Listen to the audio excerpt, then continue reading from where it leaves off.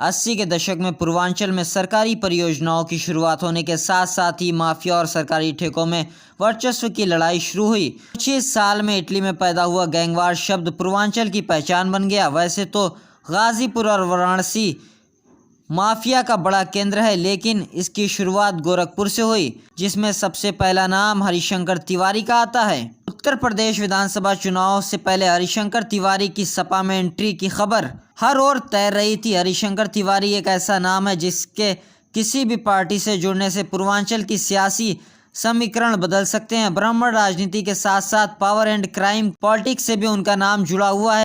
जब कभी सत्ता के अपराधीकरण की चर्चा होती है, हरिशंकर तिवारी का नाम सबसे पहले आता है। एक दौर में मोस्ट वांटेड रहे हरिशंकर तिवारी ने माफिया गिरोह के सरगनाहों को सत्ता की राह दिखाई थी। हरिशंकर तिवारी ने ही यूपी की पॉलिटिक्स करने वालों को सिखाया थी कि कैसे जुर्म की दुनिया में रहते हुए भी कानून से कबड्डी खेली जा सकती है।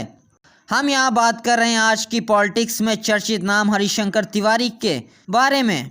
हरिशंकर तिवारी का नाम राजनीति के अपराधीकरण के जन्मदाता के रूप में आता है, जिसका नाम अपराध जगत में तो 1980 के दशक में चर्चा में आ गया, मगर यूपी की सियासत में तहलका तब मचा जब 1985 चुनाव में हरिशंकर तिवारी जेल में रहते हुए चुनाव जीत गया। पूरे देश में यह पहला मामला था जब कोई माफिया जेल में रहकर चुनाव जीता था।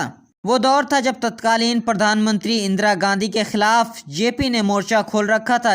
इस दौरान छात्र जेपी के साथ इंदिरा गांधी का विरोध कर रहे थे, लेकिन छात्र आंदोलन के इस दौर में भी पूर्वांचल में कुछ अलग चल रहा था। पूर्वांचल में माफिया की लड़ाई शुरू हो चुकी थी।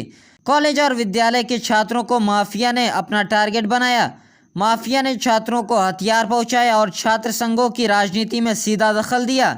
इसके बाद पूरा गोरखपुर जातीय आधार पर दो हिस्सों में बंट गया। हालांकि हरिशंकर तिवारी पर जितने भी आरोप लगे वो साबित नहीं हो सके, लेकिन इसके पुराने जानकार बताते हैं कि कॉलेज और विद्यालयों में अपराधीकरण के जिम्मेदार हरिशंकर तिवारी हैं, जिनकी वजह से कई बड़े अपराधियों को जन्म मिला।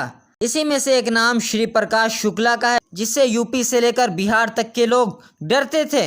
दरअसल अपने गैंग को विस्तार देने के लिए हरिशंकर तिवारी ने जो तरीका आजमाया वो पूर्वांचल के युवाओं को लुभाने लगा था, लेकिन शातिर हरिशंकर तिवारी ने कभी भी सीधे फ्रंट फुट पर नहीं खेला। इसके बावजूद 1980 के दशक में हरिशंकर तिवारी पर गोरखपुर जिले में 26 मामले दर्ज हुए। इसमें हत्या करवाना, हत्या की कोशिश, किडनैपिंग, छिनौती, रंगदारी वसूली, सरकारी काम में बाधा डालने जैसा मामला दर्ज हुआ, लेकिन आज तक कोई भी अपराध उन पर साबित नहीं हो पाया। क्षेत्र के लोग दबी जुबान में कहते हैं कि असल में तिवारी धनबल, बाहुबल और हथियारों के जरिए अपराध को संरक्षण देते थे।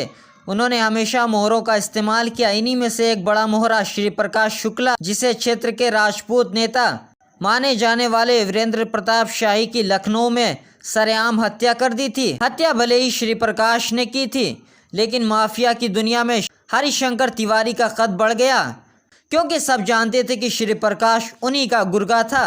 वीरेंद्र प्रताप शाही की हत्या के बाद मानो पूर्वांचल के अपराध जगत में हरिशंकर तिवारी का नाम सबसे बड़ा हो गया। साथ ही पूर्वांचल में राजपूत बनाम ब्राह्मण का एक नया संघर्ष शुरू हो गया, जिसके केंद्र में हरिशंकर तिवारी रहे। हालांकि हरिशंकर तिवारी अपने शातिर दिमाग का इस्तेमाल करके हर पार्टी के चहेते बने रहे और अपने अतीत को वर्तमान पर कभी हावी नहीं होने दिया।